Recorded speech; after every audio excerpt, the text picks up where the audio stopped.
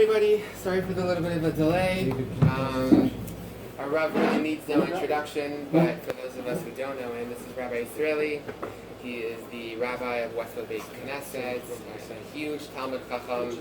We have now made this a regular series, about once a month or so. Rabbi Yisraeli is very kind and comes and generates a lot of Kedusha. He talks to us about different topics within Judaism. We've had a lot of other successful topics. Tonight we're talking about the deeper meanings behind Passover. His other topics in the past have included things like how to prepare for Yom Kippur, Shabbat and commerce, and Lashon Hara. We've had the first series of that, and that's going to be a 2 or 3 pronged series. So we're very, very fortunate to have you. Thank you so much for coming, Rav. The sushi is made possible by an anonymous sponsor. So in zechut to someone or for a refuah shlema, if you guys are interested in such an opportunity, then please contact me. It's less than $200 and helps people out. So my phone number is that number that's hanging there. I'm probably the person who texted you about this shiur. So if you didn't get a text from me and you want to be kept on the listserv, or you don't want to be on the listserv, then just please write down that number and get a hold of me. Another announcement, Rabbi Yisraeli is now giving more of a learning yeshivish type of program at Nesach every Tuesday at 7:45. On Rexford? Yeah, that's correct. So if you're interested in that, contact Rabbi Yisraeli or myself and we can give you the information for it. So without further ado, Rabbi Yisraeli. Thank you so much, Doctor. Both of the doctors, Dr. Zagis, Danny and Daniel. This should also be for Rabbi Shlomo Yosef ben Shira. We all know Pesach is one of perhaps the most fascinating Yamim Tovim that we all look forward to, from childhood memories of the Pesach Seder until even the older age, family gets together and so on.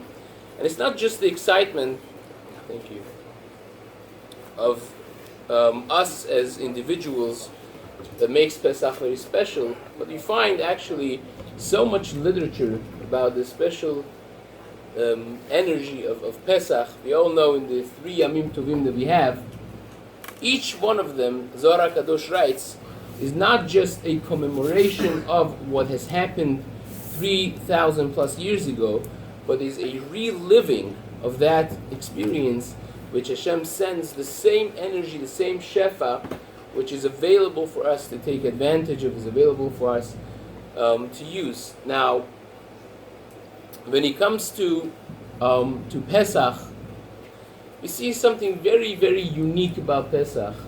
And Shabbat Gadol, really, now we're sandwiched between Shabbat Gadol and the Yom Tov of Pesach, and we find something amazing about Pesach and Shabbat Gadol.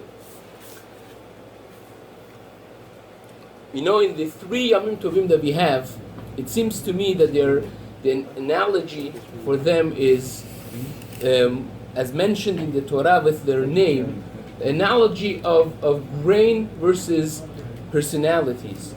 We all know that the 3 Yamim Tovim that we have, Pesach and Shavuot and Sukkot, their biblical names in the Chumash is very different. The Torah does not call Pesach Pesach, rather it calls it Chag HaMatzot, and the second name, the biblical name, is Chag HaAviv, the Yom Tov of Aviv, which is the time that the grain sprouts out of the ground and it comes forth. And on the other hand, by Shavuot, the Torah calls it Chag HaKatzir, when the produce is ready to be cut off the ground for harvest. And by Sukkot, the Torah calls it Chag HaAsif, when finally, when they used to harvest it, it's not ready yet to bring it inside. They would lay it down on the floor until it dries, and only then it's ready for you to bring it home. So that's Chag HaAsif, when you bring it in to the house. Now the analogy is very much true by Pesach as well as Shavuot and Sukkot, with a person growing up Pesach is the birth of Am Yisrael. Chag is Chag HaBikurim, when a sprout comes forth and the birth of a new plant starts. That's the birth of Am Yisrael. Like the pasuk says in Dvarim, in chapter 4 of Dvarim, the pasuk says, who is like Hashem? Lavo lakachat lo goy mikerev goy. Who is like Hashem to come and take one nation out of another? Like a baby, a life that comes forth from another person, from within another person. That is the definition of birth. That's how we were born as a nation. And then when a child is born, you don't have necessarily enough intellect and intellectual capacity in order to take responsibility for yourself. So babies, do whatever they do, they're self-centered and so on, until a person becomes 12 or 13 and they become bat or bar mitzvah. They're ready now to take responsibility for their actions, which is a process of development of the mind. And that is Chag HaKatzir, when the Tfuah, when the produce is finally ready to be harvested, ready to be used, and that is a person becoming bar mitzvah. Like we stood by Har Sinai on Shavuot, and we accepted the Torah, we accepted the mitzvot. So that really is the second one, which is Chag HaKatzir. Now it's not fully yet ready, although it's edible now, but it's not fully ready. So we have to wait a little bit to become Chag HaAsif, when it's totally dry and now is finally completely ready to be used, which is now Chag HaAsif, when you take it in, which is when Hashem took us, like a person that gets married and brings his kala, or the kala and chatan, they go into one unit, into one house. Now this is exactly the same thing. Hashem took us into Ananei Kavod and Sukkot, and that is the analogy, the full analogy of the Yamim Tovim. But now, Pesach is the very first one. We all know in the creation of a baby, of a fetus, the first moment of the fusion of the mother and father is what creates the baby. The first second.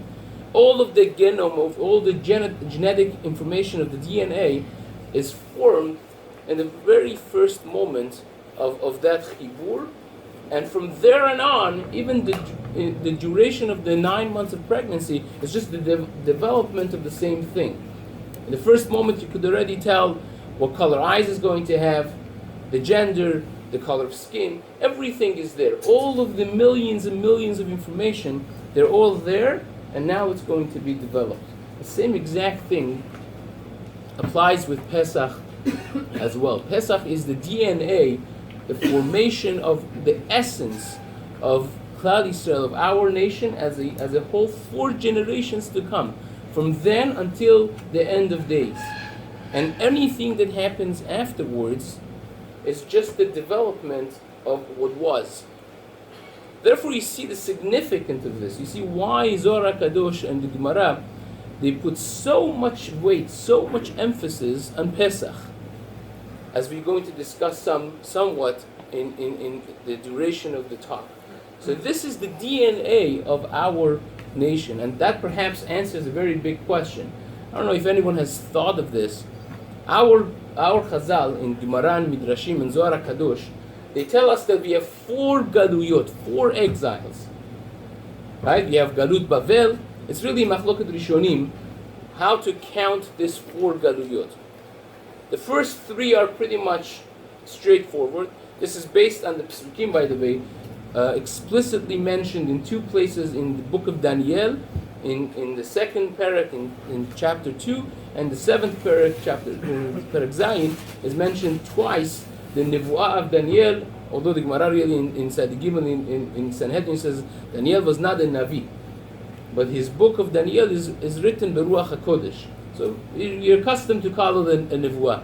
So in 2 places in Tanakh it's explicitly mentioned the number of the Galuyot, and they have another 24 of hints within the Kitvei Kodesh of Tanakh that hints to this element of having 4 Galuyot. Now, what are the 4? We are accustomed to thinking that the Galuyot that we have is Bavel, Madai, Yavan, and Edom. This is what we're accustomed to thinking. And Zohar HaKadosh adds maybe a tinge to it that the last 9 months is going to be Galut Yishmael. But that by itself is not so simple. Really, for instance, just for example, the Ibn Ezra, Rabbi Avraham Ibn Ezra, he writes that the fourth Galut is going to be Galut of Ishmael. The Arabs are going to be the final Galut, the fourth and final Galut. On the other hand, Rashi and Ramban disagree, and they say no, it's Esav, the Galut Edom. Rab Sadia Gaon says it's going to be the combination. It's going to start with Edom, and it's going to end somewhat with both of them, Ishmael being the upper hand, which is pretty much exactly what we see nowadays. But the obvious question that no one asks is, what happened to our... We seem to have missed a very obvious block of history by Galut Misraim. Really, the first Galut that as a nation, we became a nation by 70 descendants of Yaakov Avinu, which were already called Bnei Israel, and 70 is really Kabbalistically 7 times 10, is all the dimensions of Teva multiplied by all the Sfirot, all the dimensions. So you have 70, it was a full Ummah, a full nation that entered Misraim, and they were there for hundreds of years. And yet, nevertheless, it's not counted as the first or any of the Gaduyot, of the exiles of Am Yisrael. That's a blatant, very obvious question that one should be asking. And to my knowledge, I've never seen anyone ask this as a serious question. But I believe the answer to this is because just like you don't count the 9 months of pregnancy as the age of a person, you don't count the foundation of the building as many floors of parking that it could be, as the amount of stories that this building has, the same way as with the foundation of all the Galuyot. This is the formation of the essence of everything that Klal Yisrael, Am Yisrael as a nation is going to go throughout the generations during the Galut. So therefore it's impossible to count this as one of the exiles, because this is the DNA of whatever you're going to go through in duration of all the 4 Galuyot. The energy, the essence of all the Galuyot is in this. Chazal tend to call this Maseh Avot Siman Lebanim. I want to give one example to make this a little bit more understandable and tangible, how this works. You have Avraham Avinu, that he was commanded by Hashem to go to a place that is going to be shown, to Eretz Yisrael. He wasn't even told the name. So he goes, and lo and behold, what does he find? It's famine. There's a hunger going on, and Hashem has told him, I guarantee you're going to be good. So, like the Ramban, the Nachmanides is right. Ramban writes, Avraham Avinu made a mistake. This was a chet, this was a sin on the count of Avraham Avinu, that he deviated from the structure that Hashem had given him, and he goes down to Egypt, to Misraim, because of the hunger. What happens there?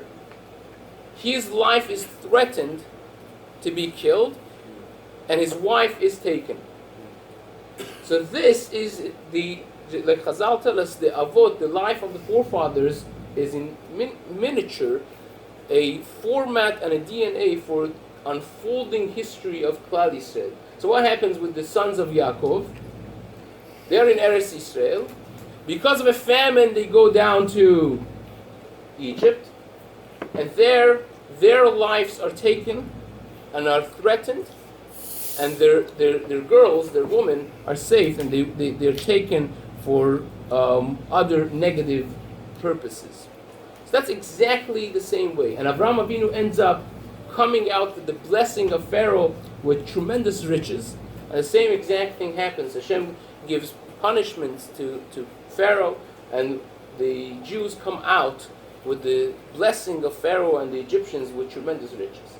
Same exact format. That is Maseh Avot Siman Lebanim. That's a DNA developing and unfolding in many, many greater facets in the history of Klal Yisrael. This is the same thing.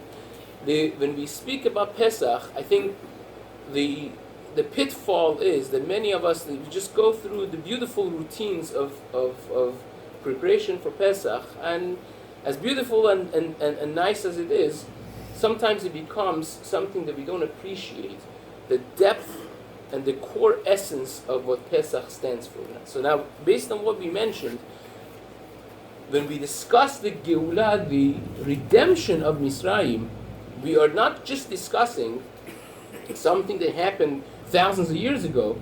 We are discussing the energy and the spiritual power to put up with any negativity that could befall Am Yisrael, our nation, in the duration of the course of all of the 4 Galuyot that have befallen us. That's something tremendous.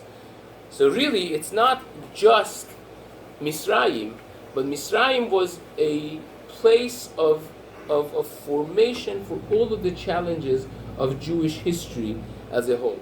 Like the Pasuk even says Hashem says, I took you out, mikur ha-barzel me'eres Misraim. Just like when you form metal, you put it into the furnace, and that's how you form it, that's how you shape it. Hashem says, I shaped Am Yisrael in Eretz Misraim. So that's really the formation of our nation. And when we discuss Yetziat Misraim and the Geulah, we're discussing something that's very real to us in 2018 as well as 3,400 some change ago. Now, what is this energy? Now it's important to know what it is. You know, Seder night is a very powerful night as well. See, all of the brachot, all the shefa that comes into the world, the official time that we see it in the Torah is by Birkat Kohanim. Now, homiletically, in the side of Hasidut, which is not this class's mainstream in most times, but just is to put a beautiful, cute thing in. And in the Hasidut, really the words of Birkat Kohanim are 15 words that they have 60 letters. And the Seder night's reading, the order of Leil Pesach is exactly the same way. It's 15 steps, Kadesh, Uchas, Karpas, Yachas, and on, and there's 60 letters. And each one, why 15 and 160, these are all Kabbalistic, deeper mystical things that it's well beyond the scope of this talk, but at the same time, like, the steps to the Beit HaMikdash, from Kodesh, from Azara to up there is 15, and 60 has a significance, and so on, to show the Sifrei Hasidut, right, to show that this is the source of the bracha, Leil Pesach, not just for Pesach itself, but in physicality and also in the spiritual world. This is the shefa for the entire course of the year.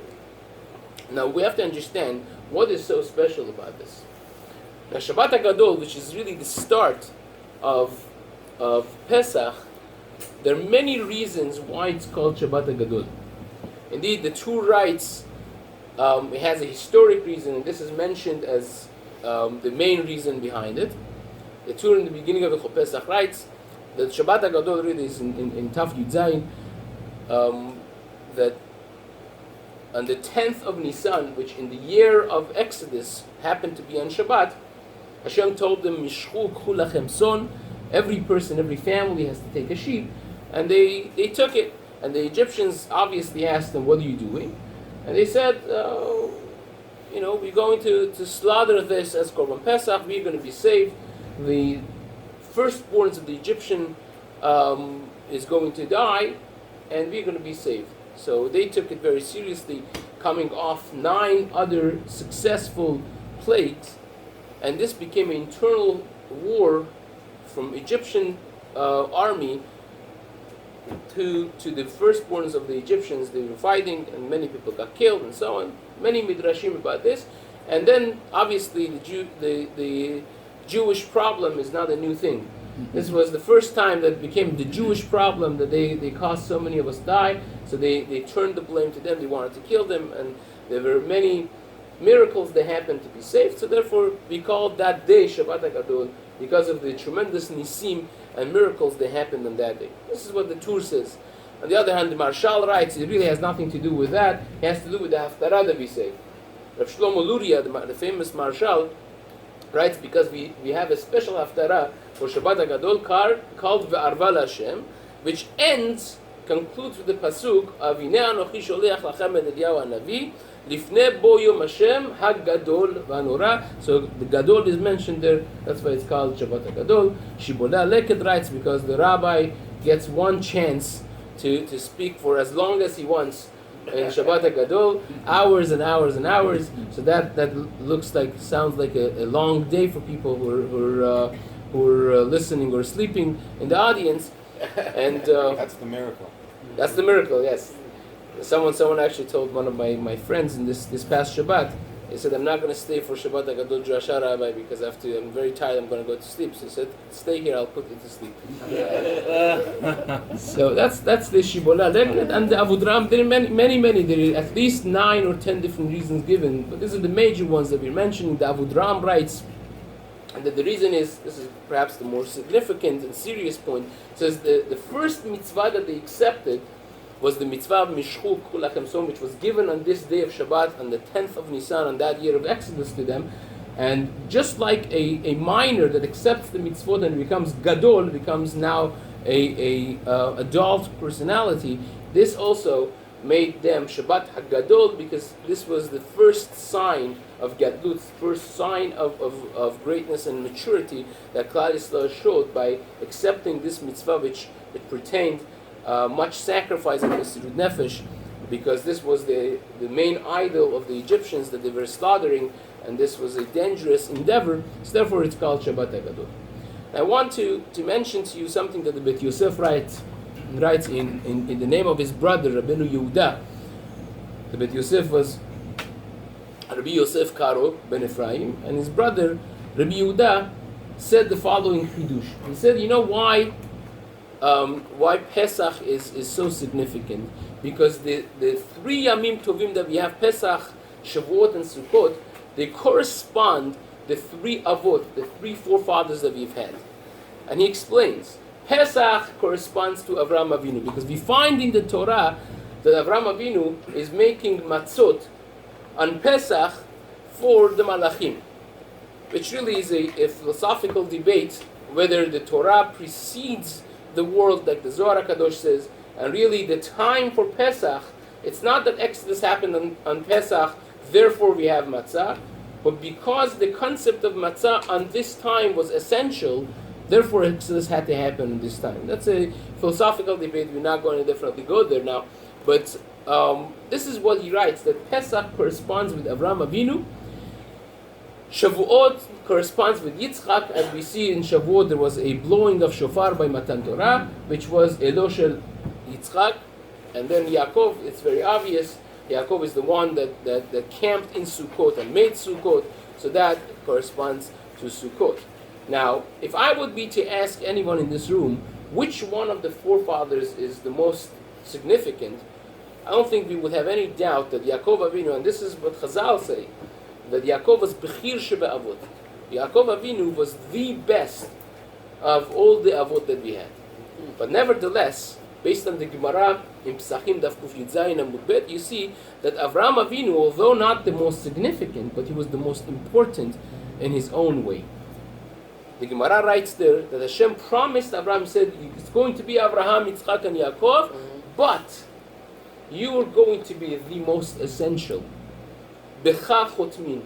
Even when we daven Shemona Esrei, and we have Elokei Abraham, Elokei Yitzchak, Elokei Yaakov, the bracha that we end is Baruch Atah Hashem, not Magen Yitzchak, not Magen Yaakov, but Magen Abraham. So there is a certain significance about Avraham Avinu that no one else has, which by definition now means there's something about Pesach that's so essential to the existence and eternity of Am Yisrael that nothing else, no other Yom Tov, even Shavuot, Matan Torah, cannot offer to us.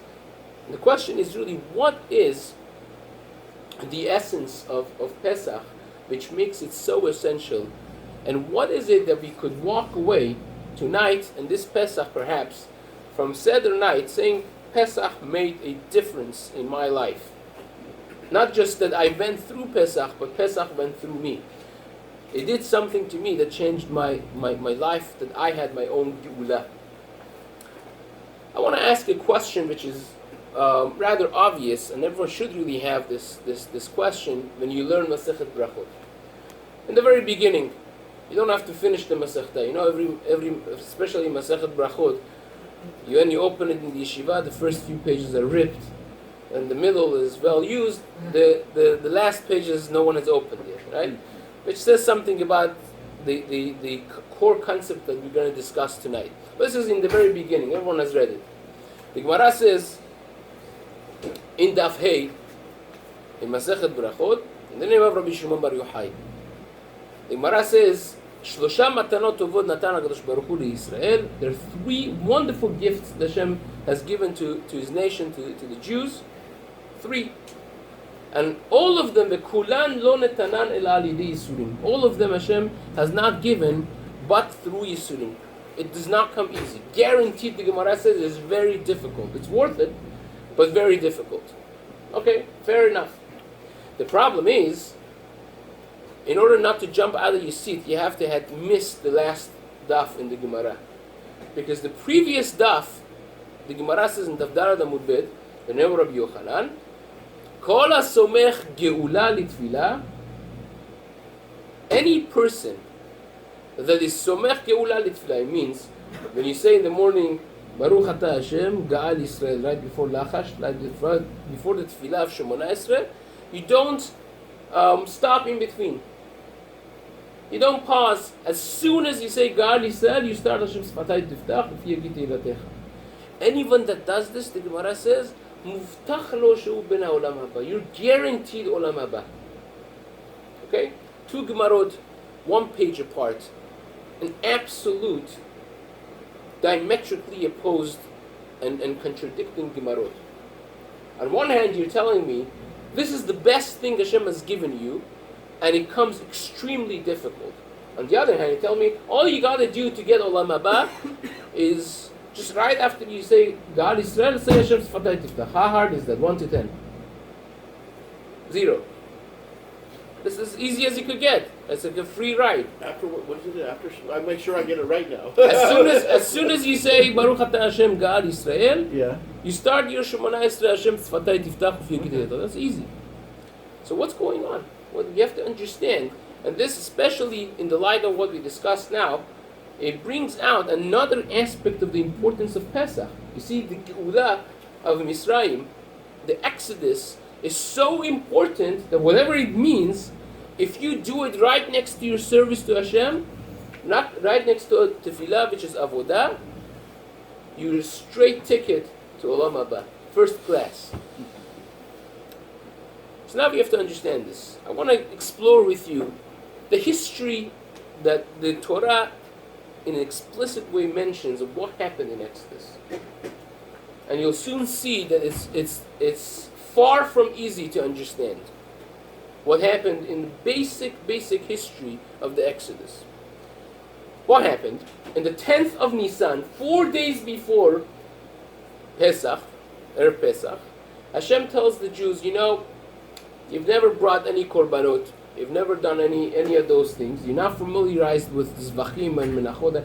I want you to bring korban Pesach. Now, in order to bring korban Pesach, you have to know the halachot of korbanot, you have to know Masechet Psachim, you have to know Masechet Chulin, you have to know Masechet Zvachim, you have to know the entire Seder Taharot and Kodashim.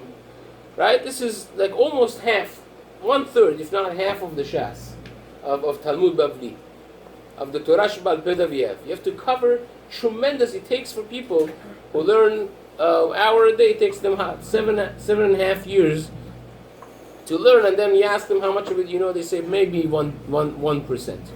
Right? So in 4 days, this is torture. They had to learn 1/3 of the Torah Sheba'al Peh. Right? Okay. Then Hashem says another thing. Right before the day of Erev Pesach, on 14th of Nisan, Hashem says, another detail. Kol arel lo yochal bo. Anyone that has not gotten Brit Milah, is not circumcised, cannot asur to eat Korban Pesach. Now, in Egypt, they did not circumcise. They did not do Brit Milah. So now you have, how many millions do you have? You have 3 million, 4 million came out of Misraim, and that was 1/5 of them. So imagine how many people were alive back then. Perhaps even if it's only 4 million, and half of them are Zecharim, are male. So you have 2 million Brit Milas, right? That was the in business if you were a mohel. 2 million, this is Erev Pesach. Tonight is Pesach, tomorrow morning you're going out. And this is not 8 days. These are adults, old men. The oldest person that I circumcised was 75 years old. This was a surgery. A Russian person, a wonderful personality. His name was Barak, and we made him Baruch. And he was a fascinating person. And this is after local anesthesia and 21 stitches and so on and so forth. It took him a week to with his tremendous strength and wonderful character. It took him a week, 2 weeks to have basic recovery. This is no anesthesia, no stitches, no nothing. Just do it. Erev Pesach. Tonight is Pesach. Yes, tomorrow we're going. Erev Pesach, Hashem tells them, Kol aril v'yochamru. You know, another anecdote that Hashem mentions right before, he says, you know, Al tochlu mimenu now ubashel mebushal b'mayim. The halacha in Korban Pesach is, unlike many other korbanot, it cannot be cooked and it cannot be roasted with metal. It has to be tzli esh. It has to be directly roasted on fire. Okay, so you say, so what's the big deal? So the Mishnah Pesachim says this is a tremendous deal. Because if you put the raw, this is a full animal, Rosho al Kra'av. If you put a rod that's metal, then you have a big challenge because metal transfers heat very quickly. And around the area that metal is, the meat around it gets cooked first by the metal before the fire, the heat of the fire gets to it.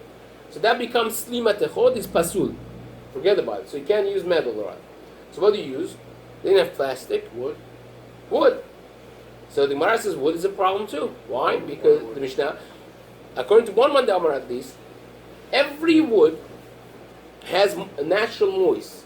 So when it gets heated up, the moist comes out and cooks the meat around it. So that's bishul, that's not sliesh. So the Mishnah says, what do you do? It says there's one type of wood that doesn't have this, doesn't have a natural moist. And that's pomegranate. Really? Pomegranate wood doesn't have this. I tried it. We had 3 pomegranate trees in the backyard, and you know, when you actually heat it up, it does not moist out. Okay. Now I didn't research how many pomegranate trees there are today in Egypt, let alone back then. And this is right before Pesach. Now imagine millions of people. They have to finish Shas, and the ladies have to pack. Right? The Midrash tells us that they used to have 6 tuplets in Misraim, right? So you have average family, you had 36 kids, right? Now you're packing to go. Now who's gonna go find the wood for pomegranate trees? Millions of people, and then you have to do Brit Milah also. And tonight is Pesach. Right? Talk about pressure. And then finally everything is done. Now they're sitting by the Suda, right? What do we do first thing when we sit nowadays? After Kiddush, we fall asleep, right? After a month of working. Back then, it wasn't an option. The Torah says this is v'kacha tochlu oto. This is how you eat Korban Pesach. Motnechem chagurim, na'alechem makelchem b'yadchem, na'alechem b'raglechem makelchem b'yadchem, v'achaltem oto b'chipazon. You have to sit ready on the edge of the seat with your belts tightly fastened, so to speak. The seat belts are there. You have your staff, your stick, your shoes are on. You eat it quickly because you're ready to go. What kind of enjoyment of Yom Tov is this? This is that Yom Tov. Now Hashem, prior to sending Moshe Rabbeinu to Egypt, to Misraim, tells him, look, go tell Pharaoh, go tell Paro, Beni Bechori Yisrael, Jews are my firstborn. You mess up with my firstborn, I'm going to kill yours. This was a plan from the beginning. I said, I'm going to save my firstborn. I have a question for you guys. Does anyone save their first and only child like this? To put them through torture, literally? Hashem knew when He's going to take them out. What would burn? They're sitting, they didn't have the slavery from the first Makkah of them. They're just sitting around enjoying watching the harassment of Egyptians. So tell them from before, do Brit Milah, get ready for Korban Pesach, plant your, or take your pomegranate woods, and make them ready, and pack, and do all of those, and be ready. Why do you have to kill them, literally, and push them to their limits if you want to save them from Egypt? What kind of geula is this? This is, to me, this is the most blatant, glaring, obvious question that everyone should ask. On Seder nights, ask it by your Seders and see how many people have real answers for it. This is the question, the $1,000,000 question of Pesach. The answer to this, which I think is a pasuk beferush in the Torah, I think encapsulates everything that Pesach stands for, and everything that the Jew should stand for. The answer is pretty simple. It's a pasuk. I'll quote half of the pasuk because the time is late. We're going to try to condense it and make it short. The pasuk says, "I saved you mitachat sivlot Misraim because you are my avadim. Avadaihem velo avadim da'avadim." Hashem says, don't think I'm saving you out of Misraim because you are under a tremendous work, and now liyod am chofshi barsenu. Now, the whole day I'm gonna have fun, surfing and sitting, doing nothing. I wanted you to know how much you are capable to do in order to accomplish and work yourself to your best when you come out. Look at how much you could do in 4 days. Look at what a person is capable of accomplishing if he breaks through the Misraim. Misraim stands for Metzarim, for boundaries. If you're able to mentally break out of those Metzarim that you have, look at how much you could accomplish. Now you know how you could do it? When you go out and you no longer are in servitude of masters, use that in a positive way. Use that to serve Hashem. Use that to be a positive personality, to learn Torah. Look, you could finish Shas in such short time. You could tremendously grow in a matter of a week. And look at how much could be done if you push yourself properly and thoroughly. So Hashem says, I want to bedafka show you. This is the point of it. Look, you can do Brit Milah, under surgery, you learn, you do, you accomplish. This is what a human being could do. Until today, elephants are a big part of logging different things in different parts of the world. They're still considered the beast of labor in a very serious way in India and Africa, and they're humongous. They could grow up to 15,000 pounds, and they could carry and log in the underwood areas. The whole day they could be lifting up things of 3,000-4,000 pounds. They're tremendous and they're strong, and yet the master ties this beast to a little rope, to a little peg in the ground at night, and never ever the elephant tries to rip this apart. With one slight move, he could rip the rope, or at least take the peg out of the ground. But he never does it, for one very simple reason. Very simple reason. Because when the baby elephant is born, he weighs only 200, 300 maximum pounds. And at that point, it can't rip the rope or take the peg out. And from first night, the master ties it to that rope, to that peg in the ground, and he tries to rip it, tries to take it out, and he gives up after a while, registering in his brain that I could never, ever break out of this. So therefore, he never tries in its entire life, even when he is a beast. The same exact thing Hashem is telling us applies to us. By the way, they used to do this with fleas also. In Europe, about 200 years ago, you could research this. This is a fascinating thing. They used to have shows with fleas, was in a glass box. They would take it off, and the fleas would start dancing around within a confinement of few inches and few inches. They would never go away. They would just be there, and then they would put it back.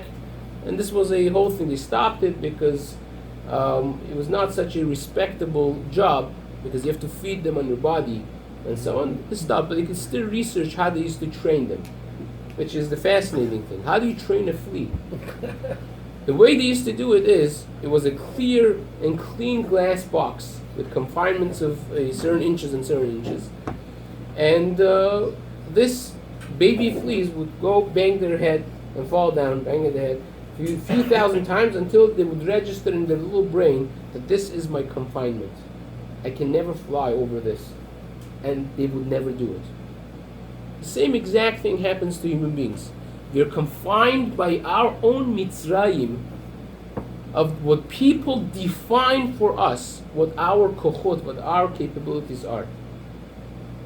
There used to be a time in Tunisia and Sephardi countries, in order to get to yeshiva, the regular high school, you had to be tested on 400-500 dapim of Gemara, pages of Gemara by heart. That was just the basic requirement. And nowadays, you tell that to a young boy, you say, "Are you crazy? I'm not an Ovadia."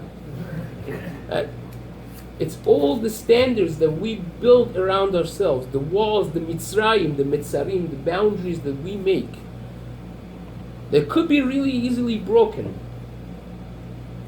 But we never even try, because we have been taught by our parents, by our society, by ourselves, that we could never rip the rope or take the peg out. That mental blockage is something that holds all of us back from growth, from having our own geula, our own redemption from our own pitfalls that we have mentally made for ourselves.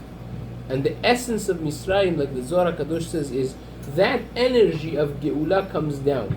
Hashem says, look at how much you could do in 4 days. Don't say I'm incapable. Don't run away from challenges in life and resort to sleeping or smoke, whatever it is that people do. Face life. Take on the challenges, and you'll see you'll become a better life, a better human being. So I would challenge everyone tonight here. Take up to 3 challenges that you have. Too much is not tafasta, meruba lo tafasta. 1, 2, or 3 of the top things that you think are your challenges in life, that you think are things that could be done but it's very difficult. And this Pesach should be a geula for those things.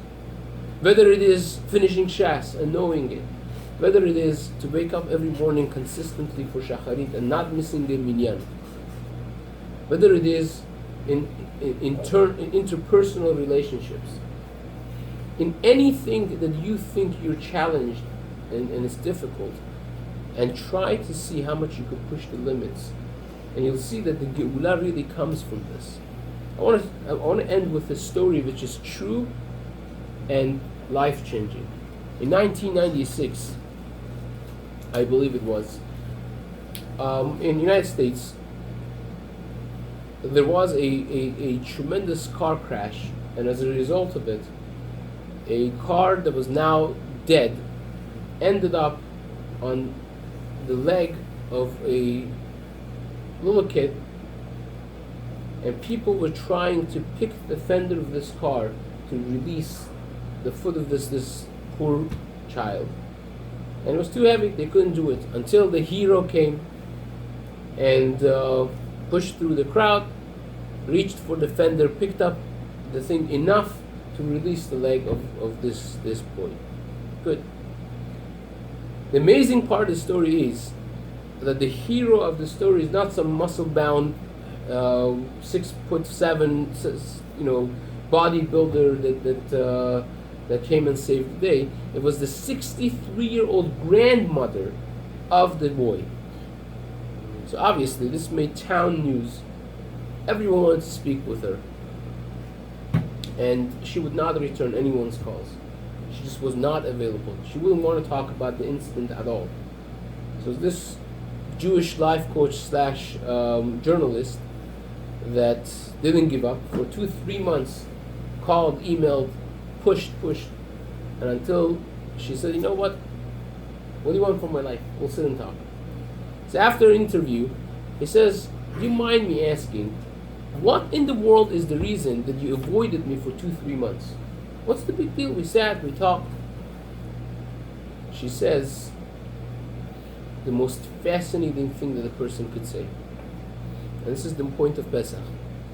She said, if at age 63 I could do this, what else could I have done in my years that passed that I didn't? And that's a depressing thought. I wouldn't want to speak about it. Sure enough, this lady, with the help of this coach, went to become a professor in the local college there or whatever. She started something new at the age 63, which she finished.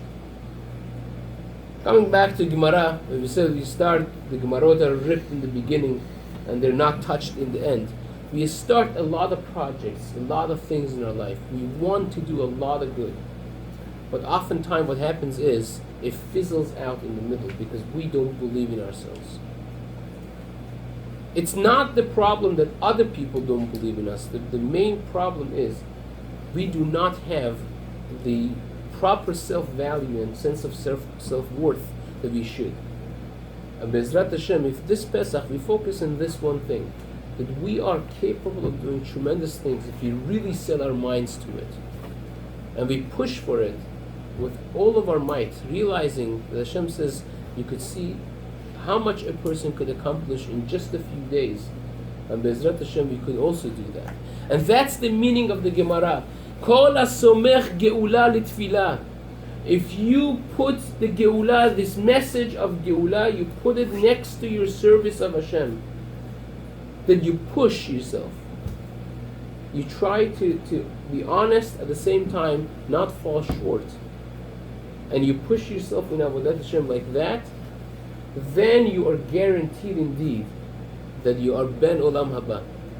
Not that you're going to merit Olam Haba only, but in this world, your life is going to be a life of Ben Olam Haba, a person that every day is growing and is accomplishing. There is not a bigger happiness than that in life. But a person knows he's living as a Ben Olam Haba. Should all be zocher to that. Amen. Yehei ratzon. קדיש? בחנניה בן הרשע אומר רצה הקדוש ברוך הוא לזכות את ישראל לפיכך ובא להם תורה ומצוות שנאמר